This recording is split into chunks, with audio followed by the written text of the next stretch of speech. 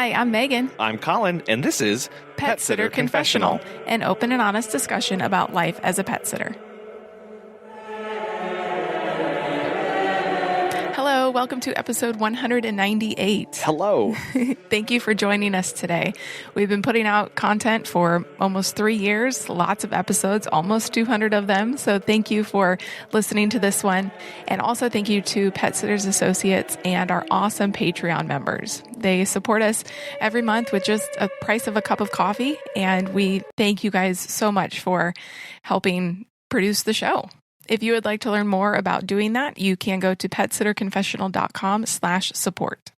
This is the last week to submit your Ask Us Anything questions because next Monday will be our 200th episode. Woohoo! Woot. And we are celebrating by opening up the question inbox, so you can send us a message on Facebook or Instagram at Pet Sitter Confessional. Anything that you want to ask us, let's do it. So today's topic is about scaling up or scaling down. This topic flows really well from last week's episode 196, where we talked about business introspection. And so once we have assessed where our business is, we can start to see where we want it to go 5 years, 10 years, 20 years down the line. The pandemic has really made everyone take a good hard look at their businesses and assess what they liked, what they didn't like, maybe things you wanted to change. Some people liked doing the midday dog walks. Some people liked doing house sits. Others hated working 15-hour days and didn't like that they felt their business was really kind of run by their clients. Whatever reason you had for liking or disliking your business, now is a great time to change it. Why? Well, the best time to start running the business that you want is yesterday, but the second best time is today. Today. Plus, the industry is still in flux and ripe for innovation and new, better business models. So what is scaling up? It's a lot of different things. It can be offering more services. It could be hiring, like a manager or a website designer or a social media person, staff members, admin. Any of those that will help free up more of your time to working on the business instead of in the business.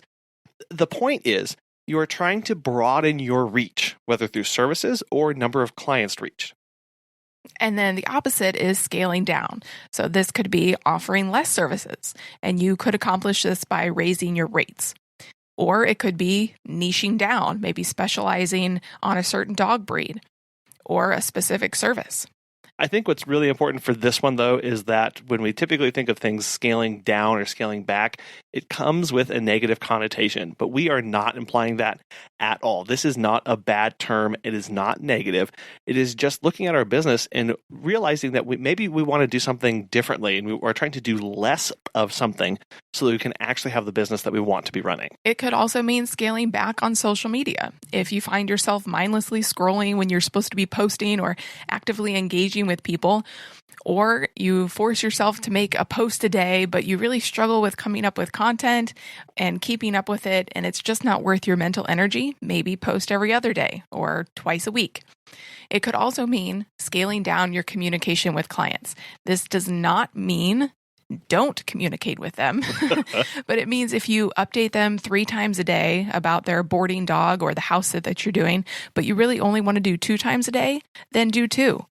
If you photo dump a ton of photos at the end of the day, I've heard some sitters do upwards of 50 to 60, which is kind of crazy to me. We don't do that.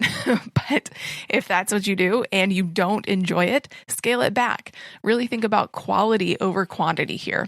And the point of scaling down is when you want to or you need to focus. So the scaling up was when you want to broaden, and when the scaling down is when you want to really focus. And at this point, I know there's a question of asking, okay, well, which one is better? Which one should you want versus the other? And really hint here, there's no right answer, which I guess is what we say a lot of about things in life and in business. It's about getting back to what you want and the life that you are actually looking for. Some people don't want to manage anyone ever. So they'd be looking to scale down. Others want to work in their business as little as possible. So they're going to look to scale up. This is focused versus broadening approach to get at what you want and understand exactly how you want your business to operate. Okay, so then the follow-up question is, how do you know if you should scale up? A good sign is if you are feeling burned out. I feel like a lot of us are probably feeling like this right now because the summer is insane. Everybody is traveling and getting away. Right. But this is important. When you are ready to do so, then you should scale up. Do not force yourself into a situation that you are not ready for. If you are turning away a ton of business, it may be time for you to scale up. But just because you are super busy and turning away clients doesn't mean that you need to scale up if you aren't ready. You need to have the right systems, the right processes in place to be able to handle the load. I think you also need to be in the right mental space to be managing, to have all those moving parts going on around you, and to get ready to gear up to be actually running and managing a larger operation than just yourself, or maybe yourself and one other person in your business. It's a mindset shift too. And we talk about systems and processes all the time, but what exactly does that mean?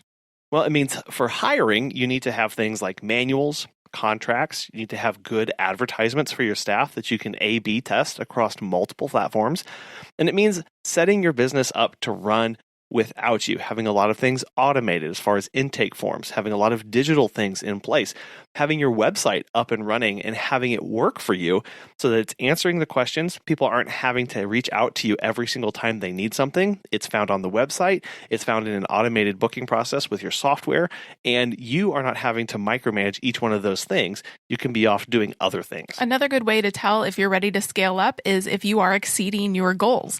And this doesn't necessarily have to be financial, although that is probably the most apparent that you think of when you talk about exceeding your goals. This could also be the number of clients that you have or the space that you have available if you board or provide daycare. Think of the total number of clients that you have. Now imagine that just 5% of those took a vacation at the same time. Ooh, I'd panic. Yeah, could you handle that?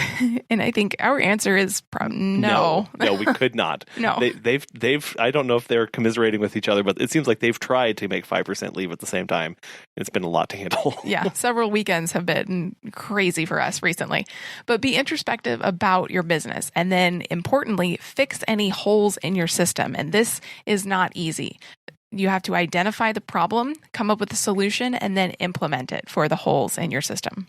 And these holes could be anything that you are having to do in a repetitive nature, or it could be a hole of something you never thought of before, whether it's a part of the onboarding process for a client with a unique situation, or anything in between. It does take time to be introspective, line out all of your processes, line out all of your goals, and make sure you're not missing anything in those steps so that you can work through this scaling up process. Next, we're going to talk through how to scale up. But first, as pet care professionals, your clients trust you to care for their furry family members. At Pet Sitters Associates, they are here to help. For over 20 years, they have provided thousands of members with quality pet care insurance. If you work in the pet care industry, and you do, you can take your career to the next level with flexible coverage options, client connections, and complete freedom in running your business. Learn why Pet Sitters Associates is the perfect fit for you and get a free quote today at petsitllc.com. You can get a discount when joining by clicking Membership Pet Sitter Confessional and using the discount code CONFESSIONAL at checkout to get $10 off today. Check out the benefits of membership and insurance once again at petsitllc.com. What's the process of scaling up? Well, the first thing is to know your end game. We have to start with the end in mind. Focus on where you want to be, not where you are right now, because where you are right now will not be meeting the needs of the scale that you're looking at. It will not be equipping you with how you want to move forward. So we need to be thinking again, this 10-year plan.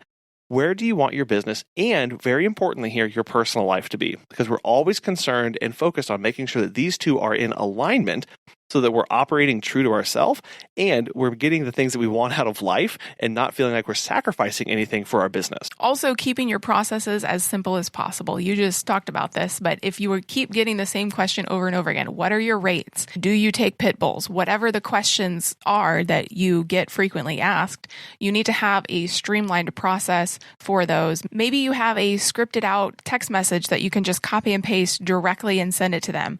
Maybe you have a call center that can answer the questions if you prefer to have people call you. Have a streamlined meet and greet process, standard forms, questions, and contracts you send to every client to weed out clients that aren't a good fit. Then, since we're talking about scaling up here, we need to be focused on bringing in good staff and, very importantly, having good collaborations. So this is networking with other sitters, shelters, groomers, going through a very refined, focused process for bringing on the staff that you want to be operating with and are going to have the skills and mindset to help you meet those goals. Don't just think about getting tasks done. Think about bringing people to work on your team, to be team members, are going to take ownership in your business and are going to actually help you scale this process so that you are not doing it alone. Well, and unfortunately, nobody is going to care about your business as much as you do. No. But hopefully you can find team members that are going to align with the values and mission statement that you have for your business and are as passionate about pets as you are. And we do recognize that the staffing issues right now around the country and globe are a major concern for many people who are looking to scale and are looking to bring on more people, but are having problems attracting the ones that they actually want. I think this problem is going to abate throughout the year and especially early into next year. So it's going to be this balancing act of working with what we can right now while also having an eye on continuing to have those ads out there so that we can take advantage of the right people when those come along. We never want to be hiring when we're in the most need. It needs to be this continuous cycle of bringing in people, going through a review process, having their things on file so that when it's time for us to go ahead, we have all of those things lined up and we're not left scrambling. Also, knowing your ideal client is huge when trying to scale up. Make social media posts and newsletters that speak to them. And then also look at other sitters in your area. Or even across the globe. Instagram is great for that. You can just search a hashtag and a ton of them will pop up. So look at their Facebook pages, look at their Instagram pages. What do they do that you don't? Implement some of these things that they do that you like. Obviously, don't copy their website or copy their social media posts. But if they, for example, if they offer a tuck-in service and you are tired of doing house sitting in clients' homes, consider offering that. But don't forget, it's not all about services, though. What about your onboarding process, your payment processing? All of the other touch points that a client has play a major role. You may offer the exact same services as someone else. You probably do. But you have a faster or less confusing way of booking. That's a huge edge. Above all, you are the competitive edge and the people that you surround yourself with. Because like we say all the time, no two businesses are the same. We're also going to need looking at our marketing processes. Get in front of as many eyeballs as you possibly can. If you want to grow your business, you need to grow your presence as well, online and in real person events. So show up at pet events or even just community events in general with your business shirt on. I am so good at this. Yeah. Megan takes advantage of every little thing possible. She's out there with her shirt making the rounds. We need to order more shirts. We do, actually. Look into using Google Ads. Think of boots on the ground type of work that you can implement as well, thinking back to those collaborations and those partnerships in your community. Above all, stay focused on your values and how you market and you obtain your clients. Continue focus on quality work that speaks for itself and use messaging that connects with the clients that you want. Again, it's this multi-stage process. Identify the clients you want, be offering amazing service, and then use messaging, use language, use techniques on both social media and in-person events that are going to connect those two. Okay, so that was all scaling up. There was a lot there. But what about if you want to scale down? How do you know if you should scale down? Well, when you offer a variety of services, but only one or two are highly profitable. And a couple caveats here. We offer 5 services, but only 2 are highly profitable. However, we still are going to keep the others around because that is where we want to scale and grow the business.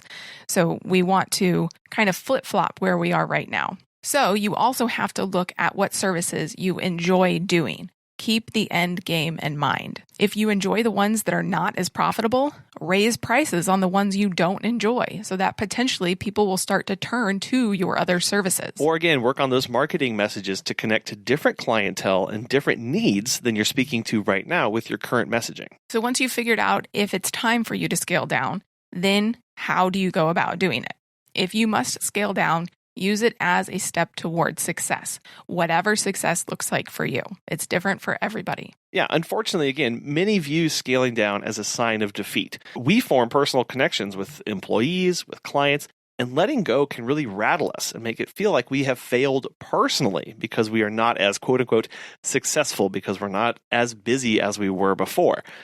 Scaling down doesn't mean anything about your success or failure. All scaling down here is readjusting, refocusing, and learning about ourselves and what we want so that we can move forward in a much better manner. Again, nothing is better of scaling down versus scaling. It's all about our goals, all about the end game in mind. Think of this process as simplifying or minimalizing the parts of the business that you don't want anymore or that aren't in alignment with your goals. So here, client communication and pricing are key. If you're moving from offering 20 different services to 4, tell the story of why and what it means moving forward. Any kind of change in your business, big or small, the client may freak out about. Even if you have 200 clients, there's going to be some portion that are not going to be willing to change with you and may leave you, no matter what is happening, what you're doing in your business. So give plenty of notice, if possible, of the change and be ready to give out referrals for the services that you no longer offer. Additionally, if you continue to price the way you did when you offered more services or had more employees and clients, you'll unfortunately never make the money that you need, which is why scaling down is usually associated with a price increase and a niche of services that you can specialize in. How do you know which one of these is right for you? Being introspective about this and asking that question, what do you want for your business? Do you want to be a 6 or 7-figure pet business in multiple states or that dominates your city? Scale up. Do you always want to be a solopreneur and never want to deal with hiring? Scale down. Even if your company is growing like crazy, don't assume it'll be that way forever. Always err on the side of safety and have the money in hand and customer contracts signed before you make big decisions, such as expanding your team or taking on additional overhead. While it's important to plan for the future, remember that nothing's definitive until it actually happens. We saw that all through last year. Be prepared to move the needle, but don't take those steps until everything is set in stone. No matter how promising something looks, it doesn't count unless it actually happens. Pictures or it didn't happen. Yeah, scaling a business up or down is probably one of the hardest things a business owner will have to do, but all companies will go through it at some point. If you hire carefully, you plan ahead, and you don't make any major decisions until everything is signed on the dotted line, you'll likely come out stronger and more successful on the other side, no matter which way you go. So remember, ups and downs are like life. It's just going to happen. COVID, nobody saw it coming, but it happened, and it virtually almost wiped out the pet sitting industry and the dog walking industry. But it's really remembering how to weather those storms and remembering the lessons that COVID taught us, that we didn't want burnout, that we didn't want to work 15 hours a day, that we didn't want clients to run our businesses, that we didn't want to do the services that we didn't want to do. And now, on the other side of it, that we're so busy that things are really ramped up to an 11 right now, that we need to remember all of those things, even when we are hiring. But what if neither is right? What if you've listened to this and you're saying, well, I don't really want to scale up and I don't feel like scaling down, kind of like just where I am right now? Well, truthfully, there is something to be said for keeping the status quo. If you're satisfied with your level of success, however you've defined that in your life, if you're happy with that, with the services, with the prices, with the clients that you're attracting in your business, congratulations, you're running the business that you want to be running. That's awesome. And we would love to interview you. Right. Right. Then don't change a thing. We have no idea what the future holds. And there may be more lockdowns. There may be a downturn in the economy. There may be robots walking dogs for us sometime in the future. Sometimes having a wait and see mentality and not rushing through decisions will allow you to make a much more certain decision when the time comes. But it's always a balancing act of being patient and needing to jump and take advantage of opportunities as they come along. That's the power of being introspective, taking breaks throughout the year, really focusing on what your core business is, and thinking about what you want it to look like ahead while taking a broader picture of what the economy is doing, what the changing of the demographic of your clientele are. It's about understanding when to jump and when to stay. And it's all up to your risk aversion and what you want in life. If you have scaled up or scaled down your business through either COVID or in previous years, we would love to know and possibly interview you if you'd be up for it. You can send us an email at feedback@petsitterconfessional.com or Facebook or Instagram at PetSitterConfessional. Natasha O'Banion, pet business coach and dog walker business owner herself, is answering the question today, what is leadership? Leadership is very important for how we make decisions and how we bring others around us. So to you, how would you define leadership?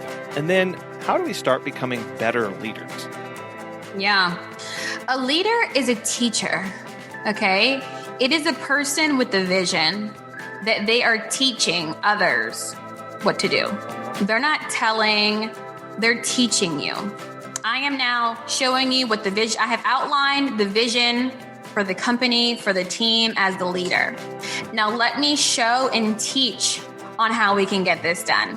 When you are showing, teaching, empowering, people naturally want to follow you because I'm learning so much here. I'm growing so much. It's just never a dull day. I feel invested in this company. There's so much more that I want to give. But when you're kind of telling all day, like, we'll do this, we'll do that, do this, do that. And then they do it and they're like, well, what's next, boss? Well, what else you got, boss? I did everything you told me to do. They just kind of feel a little parrot-like. And that's no life for anyone to really live. And people wonder why the employee relationship tends to only last 5 years, because you can only boss someone around or tell them what to do for so long. But when you empower them and say, listen, this is my vision. I'd like to know what you think about it. I'd like to know where you think we can maximize or where you could help us move this along. And when they're like, oh, wow, you want to include me in this? Abso-daggone-lutely. They will take half of that vision and run with it. And now you've opened up your free time. You've led them to success, and the whole team sees success because it's a group effort. Natasha is a pet business coach, and if you would like her to coach you through your personal pet business, you can go to startscalesale.com and use the code PSC20 for 15% off her coaching. Thank you so much to our sponsor for today's episode, Pet Sitters Associates, as well as our Patreon members who contribute every month to make this show possible. And we want to thank you, the listener. We are very appreciative of you listening. You have no idea. Yeah. So we just thank you. And thank you for sharing. Thank you for leaving a review. Whatever you do to help support us, thank you. We appreciate you. We hope you join us next time. Bye. Yeah.